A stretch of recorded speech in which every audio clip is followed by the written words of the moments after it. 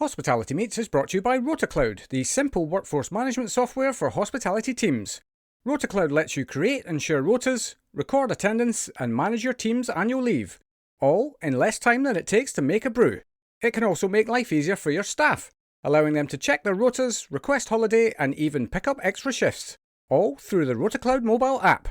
Start your 30-day free trial today by visiting rotacloud.com/Phil and find out how much easier managing your team can be. Welcome to Hospitality Meets with me, Phil Street, where each week we take a light-hearted look into the stories and individuals that make up the wonderful world of hospitality. Today's guest is Rory Slater, Managing Director of Como Hotels and Resorts, London. Coming up on today's show, Rory recounts extreme security measures. Thankfully, he was pretty speedy and he rugby tackled her to the floor. Phil speaks the truth. I would go one level up and say everybody should do a stint on nights. And Rory accidentally recreates Noah's flood. Biblical cascade of water over the whole park. All that and so much more as we chat through Rory's epic stories so far. The stories in here are phenomenal, but Rory also drops so much leadership gold. So please don't forget to hit that subscribe button and give us a like and a share wherever you can. Enjoy. And a huge Hospitality Meets welcome to Rory Slater. Good afternoon. Nice to see you, Phil. Likewise. How are you doing? Yeah, very well, very well. Excited to spend a little time with you. Bless you. Bless you. Somebody has to be. I don't think I'm the only one. No, that's wicked. Where do we find you today? Como, London Metropolitan. Here in the office. I've just been running around upstairs and come down for a moment's pause, which is good. Bless. So you decided to spend that time by speaking to me instead. Morning over at the Halkin and then afternoon over at the Metropolitan as I dance between both hotels this week. Very good. Yes. Well, I mean, that's maybe a very good place for us to start, in fact, is to probably tell the world what it is that you actually do. Yeah. So I'm looking after in the Como family-owned hotel company of 18, now 20 hotels. We opened 2 more this month in France. And I look after the 2 London hotels. So that's Como Metropolitan London and Como the Halkin. Both central London, one on Park Lane, one in Belgravia, about 7.5 minutes walk on my pace. Very good. Yes. And what do you have within each property? So the Halkin has 41 bedrooms. It's a beautiful hotel that was built 37 years ago for the family's owner and founder. And it's got a very, very intimate feel with Belgravia being a nice sort of leafy suburb. And that was the first hotel in the company, which is amazing to think now as it's gone on its journey. Yeah. And then over at the Metropolitan, I think probably most famous for the Met Bar back in the day, which was definitely very naughty. But that has 144 bedrooms, 19 residences, and is a very, very different hotel. One of the first lifestyle hotels in London, and still does well on Park Lane. Very good, yeah. And actually, that you raise a really great point straight away around the importance of evolution, because the Met Bar was an era, I suppose, but it's obviously it's changed a little since I was going to call it the heyday, but that's probably the wrong words to use, since it's naughty moments. Yeah, everywhere has an evolution and nothing lasts forever. And the Met Bar probably had maybe 10, 12 years of a really good innings. And I think that was in the sort of Brit pop era. It was particularly fashionable, but at the same time, our owner was involved quite heavily in the fashion business. So it was 2 businesses coming into one. The first of its kind to offer a membership of a type. And so it was one of these exclusive, can't get into, you need to stay at the hotel or be invited or be a member. And that drove people crazy, particularly if you could be rubbing shoulders with some supermodels. And I think that's always been a recipe for success in bars these days.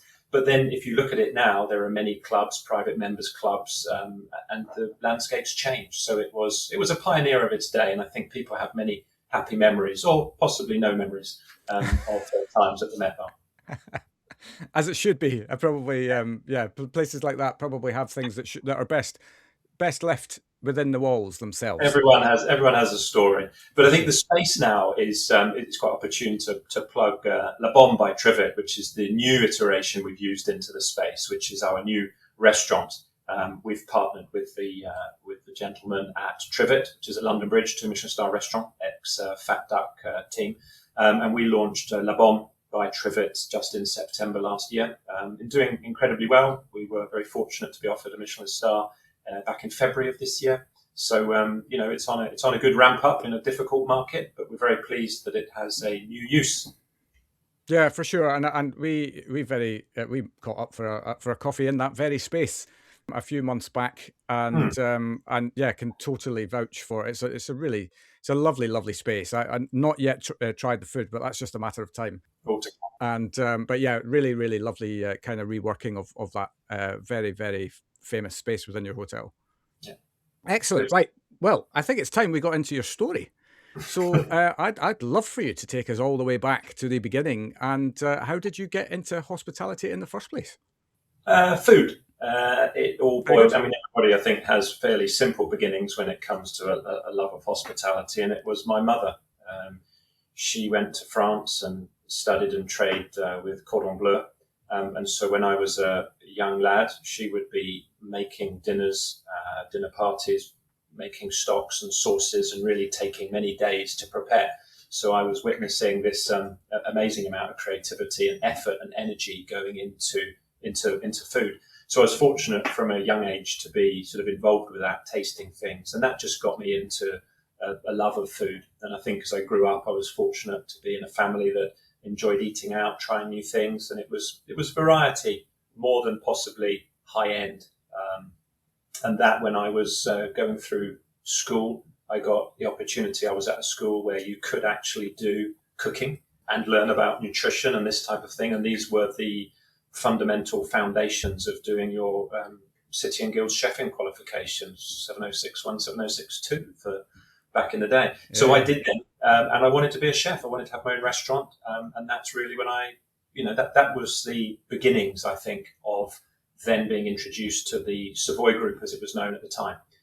Savoy Group of hotels and restaurants, which had the Savoy, of course, Claridge's, Berkeley, Connaught, Ligon Arms, and then it had a whole host of other offshoots. It had a flour company, it had a meat company, it had a laundry company, it had all of these other things. And I joined as a 5-year trainee, and there are many out there in their CVs that have somewhere down at the bottom, Savoy Group management trainee, a thing of old.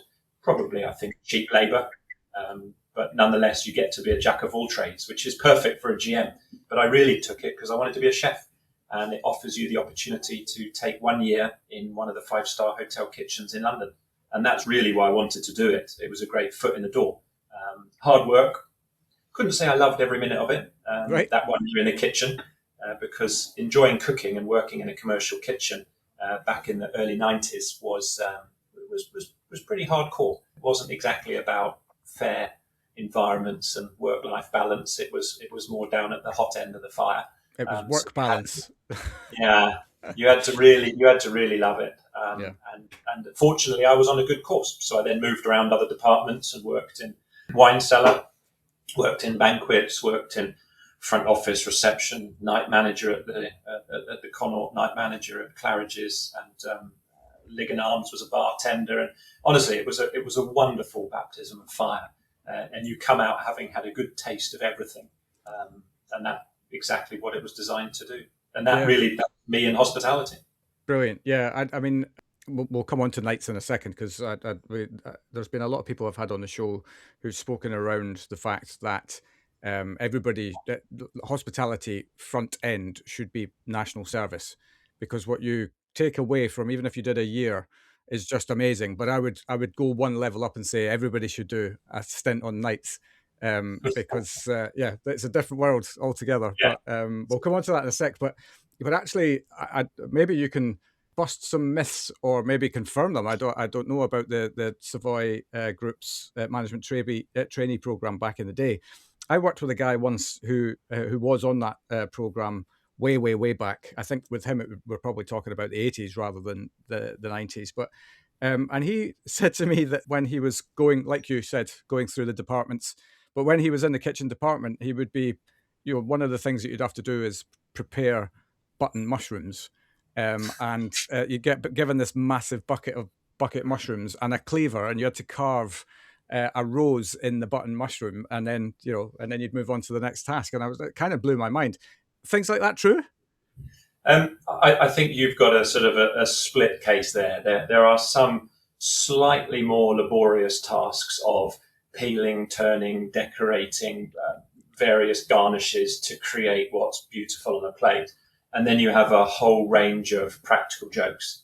And I think the one thing you know of chefs is the love of practical jokes. So I'm not sure where one starts and the other, ends, but I know many times people shouting to go and get the souffle pump from pastry. And the trainee runs off or go and get the long wait. And someone goes off and asks the chef for a long wait. And he says, okay, just wait there a minute. Hanging up the spaghetti to dry. That was a fun one. There's a lot of stupid pranks, but there was a time where it was tremendously amusing. I 100% agree. I've been on the receiving end and have dished them out. It was almost a rites of passage back in the early stages. What was the one somebody said to me? Go and get a tin of tartan paint. I think it was one. Bucket of lead shot. That was another one. And the long stand. I dished that one out myself a few times. And on ships, we actually took it one level further. We always used to pretend that we would get electricity bills. And so when it came to the monthly settling of your account on board, we'd just go around and slip pretend electricity bills under the doors of the newbies.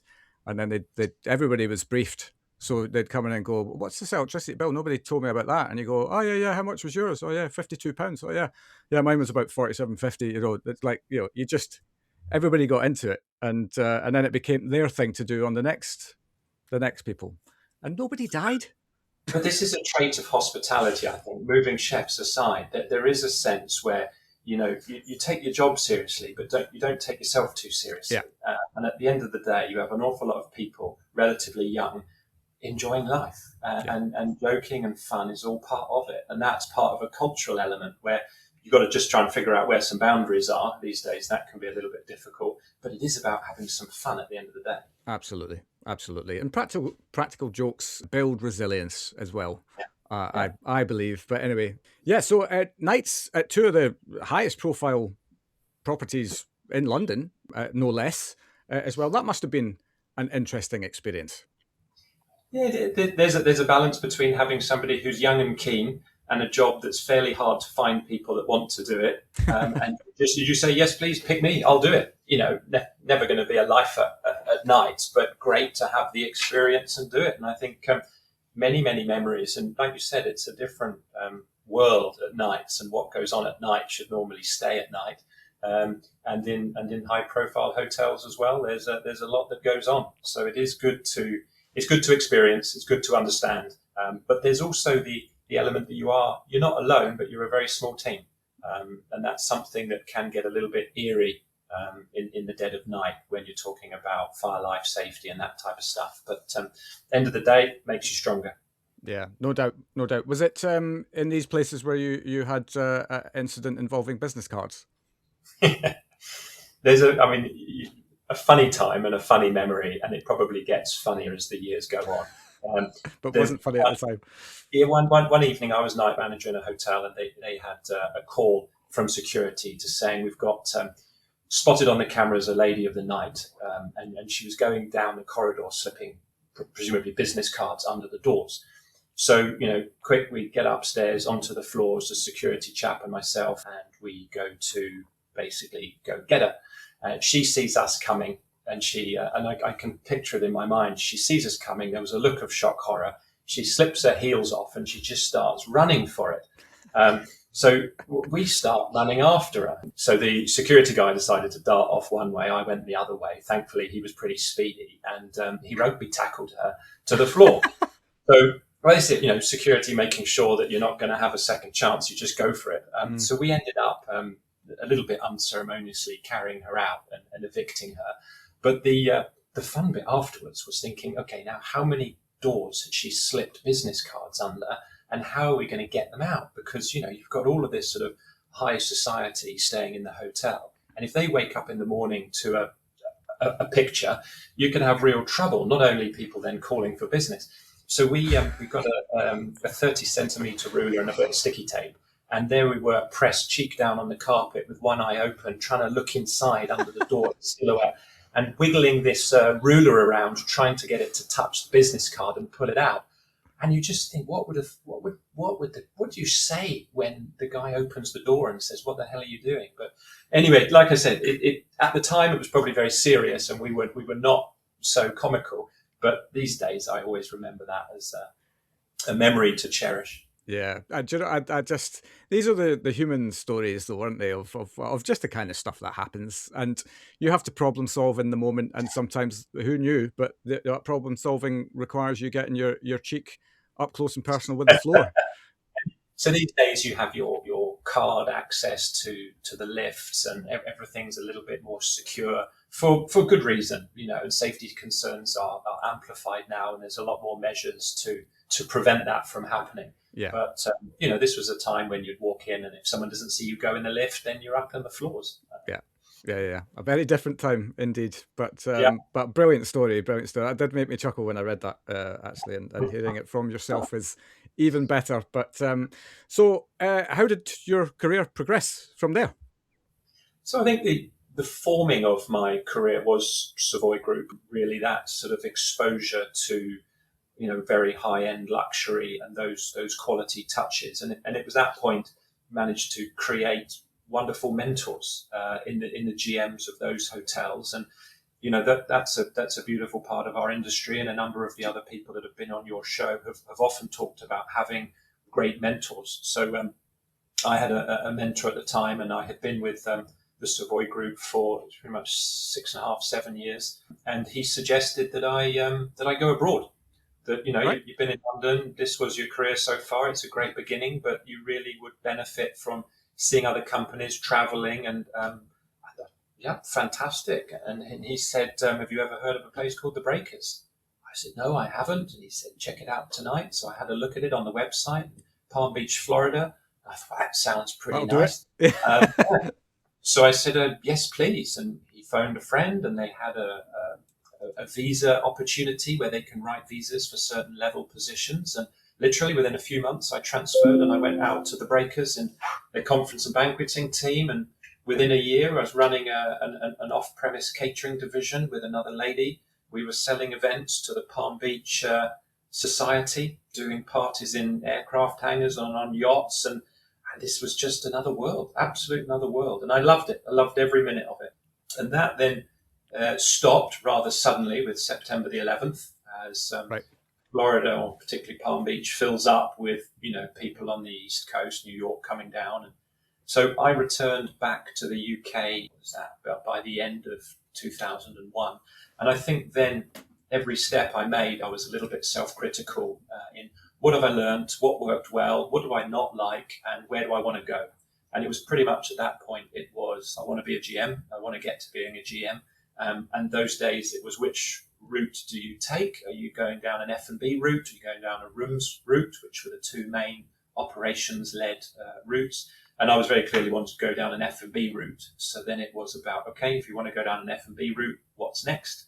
I had been enjoying sales very much, and that was probably my latest sort of skill set, was in sales, selling events. So I then, when I came back to London, I thought, let's try and work on the sales angle a bit better.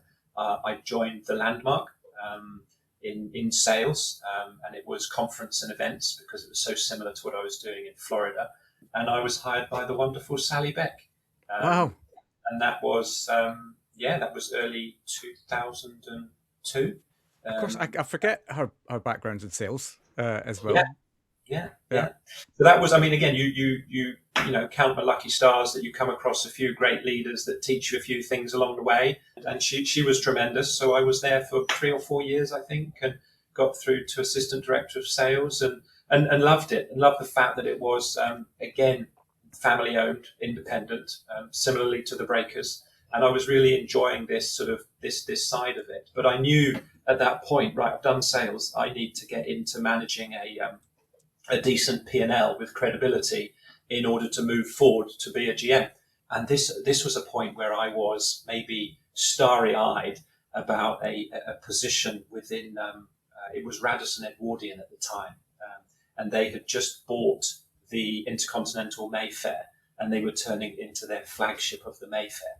So I was approached to run F&B, and I was thinking, oh, this is just the ticket. And I went over there, and I remember calling a mentor before saying, I got this opportunity, what do you reckon? And it was, I'm not sure, Rory.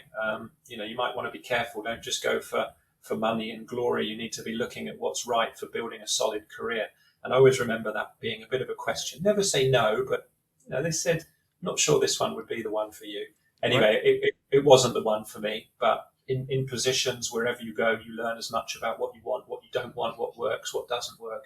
So I then moved with my wife's work actually to New York. She had an opportunity to move abroad, and I would be the trailing spouse. So the visa situation would be taken care of. And she said to me one night at home, she goes, I think there's an opportunity for us to move to New York with my work. And I was, my job was okay, but I wasn't really enjoying it like I've enjoyed other jobs. And I thought, you know what, let's do it. So we moved with her work to New York, and I was then as eligible to work for any company, just like an American citizen, obviously tied with a visa.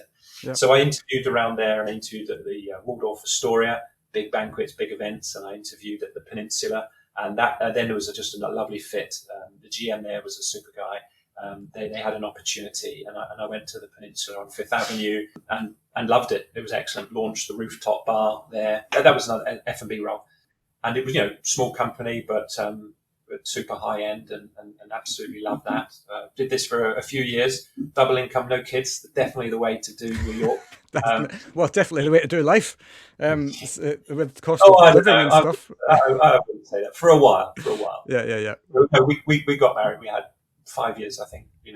Before we then settled, had a family, came back to the UK. I joined the One Aldrich. Joined One Aldrich, again, F&B. Yeah. Loving F&B. There is something in the harmony and trying to put harmony to chaos, I guess. Enjoyed that. And actually that's where that job was wonderful. Had two wonderful children, 2 girls, bought a house, settled down, life's good. And then there's a moment where you say, okay, what next? 2 young kids. If we're going to travel, if we're going to do something, now's the time. Had a look around, joined Ritz-Carlton, which was great, thinking I've been working for, other than Peninsula, small independent family businesses, which are emotionally led as well as financially led. Mm-hmm. They're commercial, but the decisions are not always commercial. And it was very heartfelt and great quality.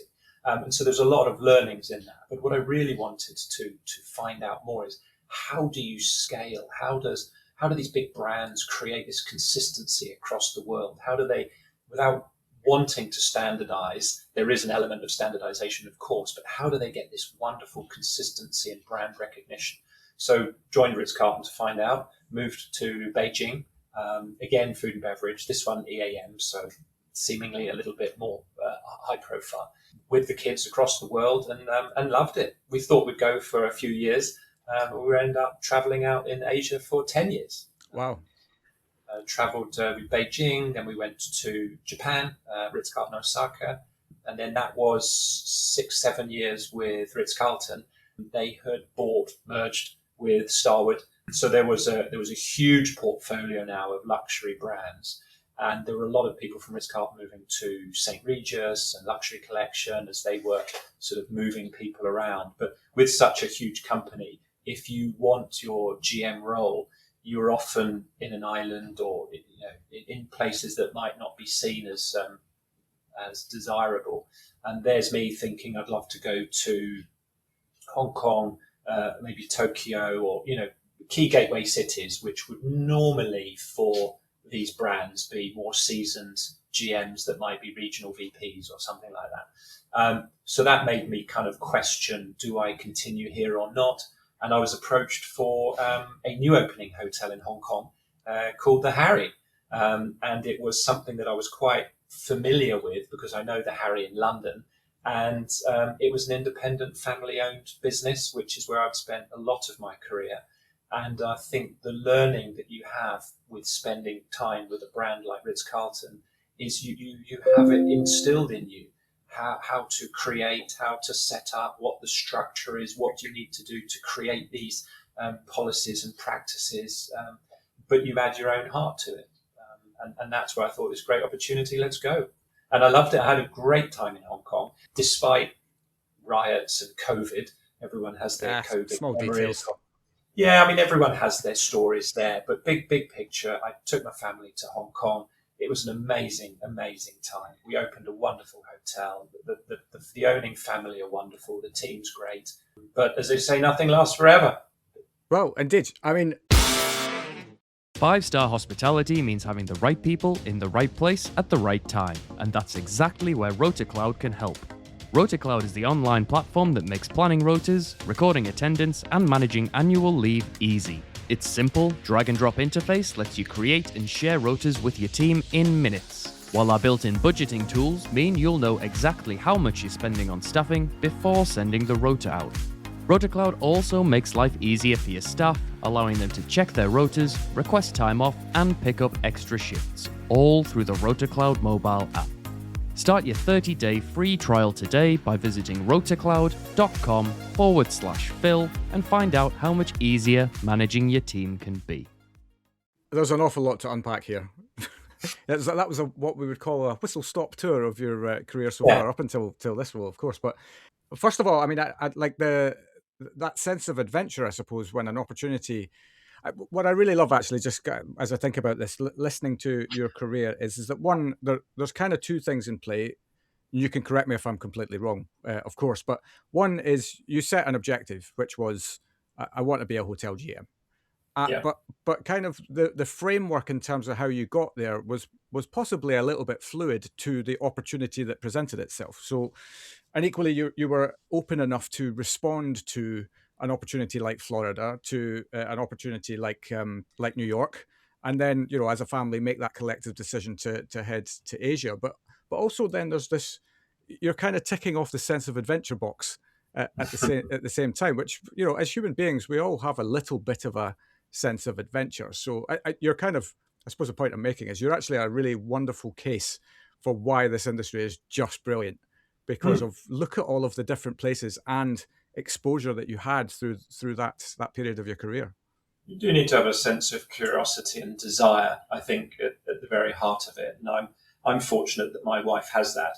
She's also a great linguist too. So wherever we went, she'd learn the language. Great. Wow, no. learning Japanese, probably the hardest language in the world to learn. And, you know, she's German, so my kids are bilingual, and they at school learn the language. So they could speak basic Chinese, Mandarin. They could speak Japanese. My oldest could write Japanese. Wow. And this sense is really more about integration at the end of the day, because you have expats that travel and they might resent parts of where they live or what that culture brings. And that's the point where you would say, well, don't be there if you don't want to be there. You're the visitor in someone else's country. Embrace the good things and try and forget the bad things. Of course, there are elements of many cultures that we wish didn't happen, but that's not life. And this, I think, comes down to positive mental attitude. Try and look at the good in things and don't sweat the small stuff. So, you know, with my wife, we were able to do that together, and our kids didn't know any better. So they kept moving schools and moving countries, languages, friend groups. And of course, when you start getting to, you know, 10, 12, that becomes a problem. And that's why we ended up returning back for secondary school. And so I think in tune, take the opportunity when it comes, make the best of everything you can. But I didn't want to go to a certain maybe third tier cities that would be maybe more difficult to live. I wanted to go to a first tier gateway city. That did mean leaving Ritz-Carlton, and that's a brand I love, and perhaps in the future I'd work for again with any luck. But I also think you work now for good owners and you pick your owners. When you interview, it's about as much as having the chemistry with an owner, that you understand each other, you'll have straight talking, and you know that when you work for independent companies, it works or it doesn't work. Yeah. And that's a safety that you have to a certain degree with larger brands where they may look after you, less so these days, but there is a bit of a safety that you could be moved to another country, another property. But in the independent side, it either works or it doesn't work. And I have had good fortune meeting wonderful owners and really enjoying working relationships. I mean, that's it's not even half the battle, is it? That's probably 75% of the battle. Is being able to take the vision, and owners are generally quite, especially in a sort of, I don't know if hands-on is the right terminology, but someone who's still close to the business.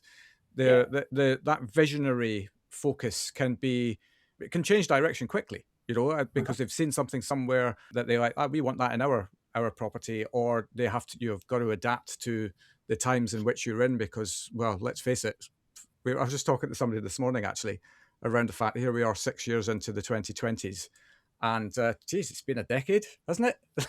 So far. Yeah, roller coaster. But I think that's one of the things. It's always a roller coaster. You never know what's going to happen tomorrow. I mean, here we are sitting on a Friday afternoon we won't go into politics, but you've got the local London elections going on. God knows what's going to happen next week. Indeed. But we keep trying to figure it out. Working for visionaries, though, is awesome. And I was fortunate when I came back from my travels in Asia, was to come across, Sharan and his vision of creating Estelle Manor, which was an amazing project that is just realizing its potential as the years roll on.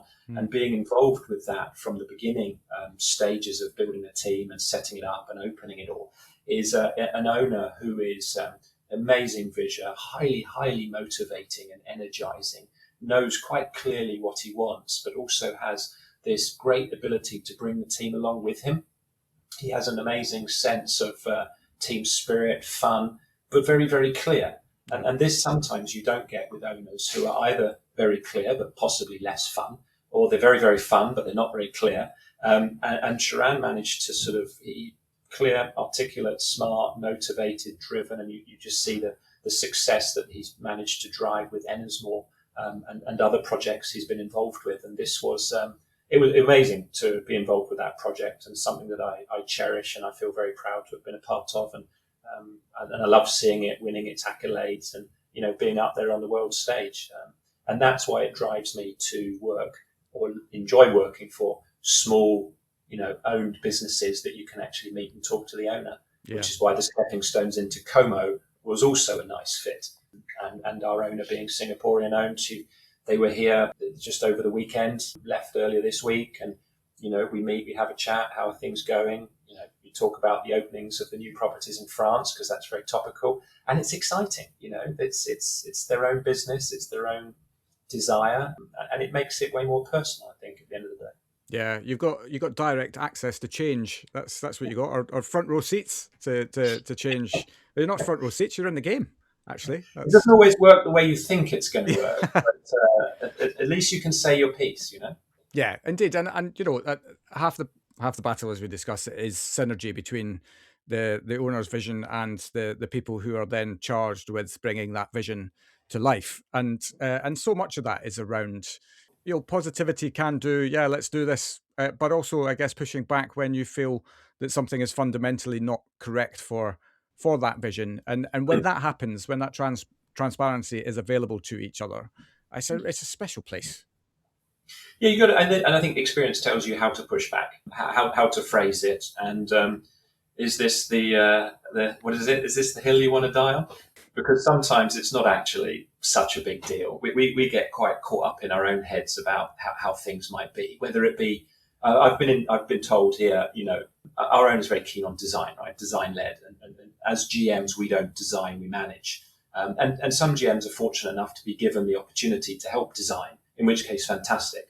But here in Como, our owner loves the design and takes care of design elements. So when I choose or put in a tie or change something that might be deemed design, I'm reminded of my role. And that, you can get your nose out of joint, or you can just say, well, this is the way things are here, and you just follow along. There's bigger fish to fry when it comes to that type of thing. But it's fun. They're very, very caring as owners. And, to be fair, our role here is to create the excellence that we want to have from a luxury property. And that setting the tone, training, standards, culture, and delivering that. And we've been performing really well. Metropolitan now sits between 5 and 6 on TripAdvisor out of a few thousand hotels. And so that's a service angle, All hotels have challenges with plumbing, rooms, a few guests that might not be happy about this or that. But it's how do you treat them? How do you manage? How do you turn it around? How do you try and empathize with that and move on and turn people that may be disgruntled into fans and supporting? And that's where we step in. And from an owner's point of view, they say, well, that's your business, you run it. And we get on with it and try and figure out technology to help us along the way. Yeah, totally. Well, and that's a changing world as well, isn't it? Rapidly. But we don't need to talk about that today. That's absolutely fine. I just wanted to touch on as well the moment in which you were in the wrong position, let's call it. It's actually a really good point to bring up, because it's very rare, I think, that somebody goes through their entire career without without going somewhere where, with hindsight, probably shouldn't have gone there, but actually taught me X, Y, Z. So maybe that was a necessary part of the journey as well. Yeah, I think you learn something in everywhere, and it's how do you take it on board, and how do you use that to move forward in a bigger, better way. And I had moved. I mean, I think being in the wrong place, it was maybe sort of decision making or not seeing something clearly enough, and it's the power of influence. And this was a situation. I was relatively new in China. This was a beautiful hotel that backed onto a park, and the park's run by the government, essentially being Chinese. And the park had a parks gardener who would show up a couple of times a week and water and tend to flower beds and this type of thing. And I was there as a relatively newly installed director of food and beverage. It was Easter time. We wanted to create the Easter promotion for the different restaurants, and this had 3 different restaurants. So I thought, okay, fairly similar, but you understand it. Let's do an Easter egg hunt for the kids, so everybody can come and enjoy the different meals that we would put on packages and the different types of restaurants. And then at 3-4 o'clock in the afternoon, we could all go out into the park and we would set up an Easter egg hunt. And we'd buy hundreds of different eggs and we'd hide them around the hedges and the rose bushes and all this type of stuff. Put up a nice big ribbon, get all the kids lined up. 5, 4, 3, 2, 1, drop the ribbon, all the kids go screaming and pick up the eggs.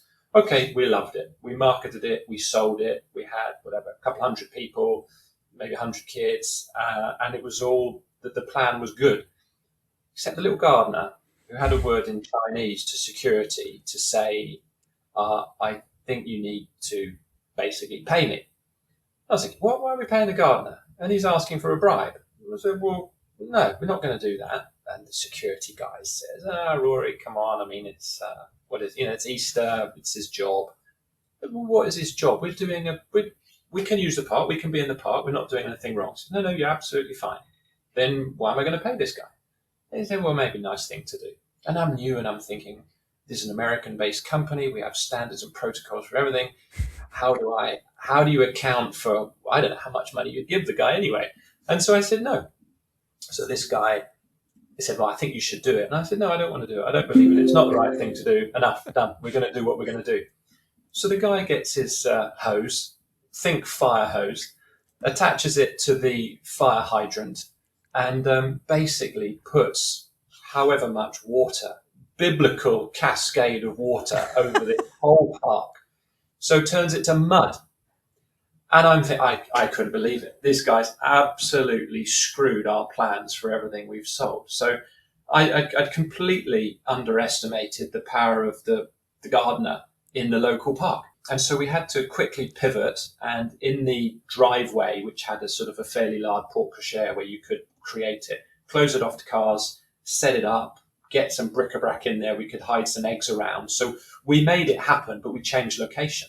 So I learned, I just couldn't believe it, but this was a good learning for me in the way of the world, and the little guy with the fire hose, Has all the power. Yeah, so you know what, the next time we budgeted, we forecasted a little extra, and we got to do it in the park, and it was lovely. And there's the little dude with the, and he was sort of cheering on the kids, picking in. I had mixed feelings about it, but big learning. So I think you learn from everything. It doesn't matter if it's right or wrong. You need to understand the way of how things can work. And I don't condone bribery. I just put that on the record. Yeah. But it was a learning nonetheless. We'll call it a community engagement fee. That's what it sounds like. Not your only story from your time in China as well. You had a scary thing really that kind of takes you outside the comfort zone? So you talk about integrity, and I think that's what working for an international brand is about. And I think you are upholding brand standards and culture of a brand, and that is looking after your team. And in countries which might not have the same understanding or integrity, you look to a few people, and I think that was my role in a leadership role at that time, to call the shots as I saw it. And so in this situation, we had a member of the People's Republic, CCP, come back from an event in the evening. They're all incognito, just the way it is. And when he was getting into the lift, one of the porters was opening the door, pressed the button, and the guy kicked him between the legs really quite hard. Shocking thing to do for a reason that we still don't know. Right. And the chap was, he had to go to the hospital. He was severely injured. And I asked the guests to leave the hotel. And this was already done through security and people that would be able to translate and so on. And they kept saying, I really don't think you should do it. I don't think you should do it. And I said, why? What on earth? Why would he do this? And the guy didn't apologize, and it was above it all, and seemingly uncaring. And I said, no, I'm sorry, this is just not on. You don't have guests doing this to our staff. It's just not on. He needs to go. Anyway, long story short, cars started arriving, circling. More and more black suits started, arriving in the lobby. There were little teams of people murmuring, and this guy is obviously a big guy. And our security team, who are very, very close with government officials, because that's just the way it works, had said, Rory, I really, if he's going to go, he wants to make sure that nobody knows who he is. And I said, I don't know who he is. Yeah. He said, well, that's the way we want to keep it. No, then, so that starts making me think I want to know who he is. Said, no, you should never know who he is. And I said, you know what? As long as the guy just leaves and leaves soon, fine. So that was the unofficial deal that was struck, was that this gentleman would leave the hotel. Huge loss of face, and very, very, I say dangerous, but the predicament at the time in China was, you don't question, you don't stick your head above the parapet, but the way that the government can control things is impressive, very impressive. And I had my 2 young girls with blonde hair at local schools, and my wife gave me an earful that night when I told her what I'd done, right, because it could really make our time in China really, really difficult. Thankfully, it didn't, and I'm pleased it was the right thing to do. And when this was heard about within Ritz-Carlton and continental and regional, there was support and well done, and you did the right thing, and you look after your team, and that's what we stand for. We won't let this pass. And I think, it was scary at the time, because I was the only Westerner working in that hotel at that time. It was quite late one evening, and there was a huge amount of pressure to give in and just accept it and let the gentleman stay in his suite and brush it under the carpet and they won't do it again, and have the minions apologise, but not the individual that assaulted a member of staff. That's, I think, having a bit of inner strength and doing what you believe is right. I mean, fair play, because that is like that's the small man going up against the big government type scenario, to make it sound very, very grandiose, but it also kind of shows that standards and protocol sometimes have to go out the window when I suppose you're unfamiliar with the culture in which you're in as well, and how things are going to be responded to and all of that. But yeah, I mean, I don't think I've had a situation like that on the show before. That's very, very interesting. If someone said, would you do it again? I said, yeah, I probably would. Yeah. I was new to the country. I didn't quite understand the extent of it, the scale of it. The team were just shocked, and that obviously made me think, oh, is this right? It's the right thing to do. You look after your team. That's look after your team. Yeah. No, absolutely. Kudos to you. Yeah, I mean, what a career so far. But it's London is definitely in benefit to have you amongst its crew again.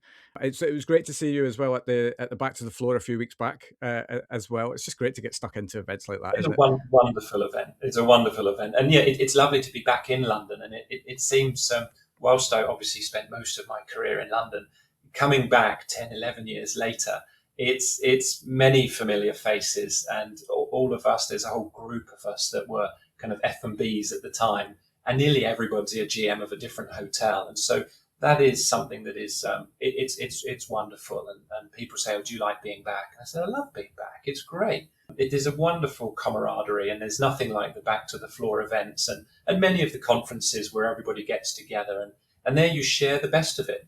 We're all in the same market. We're all trying to pick up similar pieces of business, and we share staff, we share stories, and that's an industry that I love it. I'm in the right industry, and I'm very happy to call much of our competitors friends. I know I don't know enough about other sectors to truly comment with any kind of great knowledge, but to me this is something that is so unique from what I've seen of the world, in the sense that you are, let's go really dramatic with language, you're fighting with a hotel down the road for the same business, but equally you're having a pint with them later and sharing best practice around how did you get around that problem, etc., etc. I just think it's such a magical thing. Very difficult to imagine that happening in the world of financial services or the world of legal and the like. Hopefully they share best practice in medical. That's probably one place where they should do that. But it's fun. I got called this week 50 soup plates from someone round the corner. Yeah, sure. We'll lend and support. It gets to a busy weekend. Has someone got a few extra beds because our housekeeping? Yeah, sure, you can. Because when you need something, you reach out and they're happy to help you. Yeah, it's good. Good. Absolutely. So you've obviously got the openings in France coming, but what else is going on in your world for the future? So we're looking at many different things within our hotels in terms of potential renovation. And we want to have an exciting new food and beverage outlet at the Halkin. So with these, there's an awful lot of plans afoot. There's a lot of discussions, and there's a lot of talk of when and how much and this type of thing. And that's exciting. It's exciting to be involved with and to be able to help steer it in the right direction. Because the one thing we know about London, it's not standing still. For sure. However many thousands of more room nights are coming in every single year, we know the huge amount of hotels are opening up. So you have to keep current. The Metropolitan here is going to have its 30th anniversary next year. Can't believe 30 years old. And so we hope that we may be able to be, announcing things to help reposition, remodel, reinvent, as so many of the hotels all up Park Lane have done and are doing. The Dorchester will be, is it next year? It's going to then unveil finally its full renovation. Right. The Ritz is what, 4 or 5 years in going on, and it's just part of the cycle. So we can't really say too much. We haven't got confirmed plans, but it's great that the owner's got the appetite to do it. Everyone wants to do it. The question is what to do. Yeah. So we're involved with that, and I hope that over the next couple of years there'll be exciting things to come. Good stuff. Well, look, it's been an absolute pleasure to spend some time with you. I can't believe that's 50 minutes just gone like that. A great story. You've got some great stories within your story as well, and I'm sure we're only even scratching the surface of all of the stories, some of which are, as with everyone, is you just cannot share in public some of the things that goes on behind closed doors. As ever. But wish you guys all the very best for the year ahead and beyond.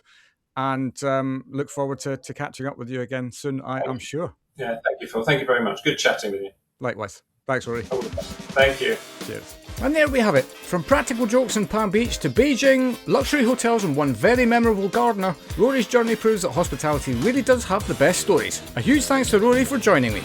We will of course be back next Wednesday with another amazing story from hospitality, so until then, have an awesome week, and I'll see you then.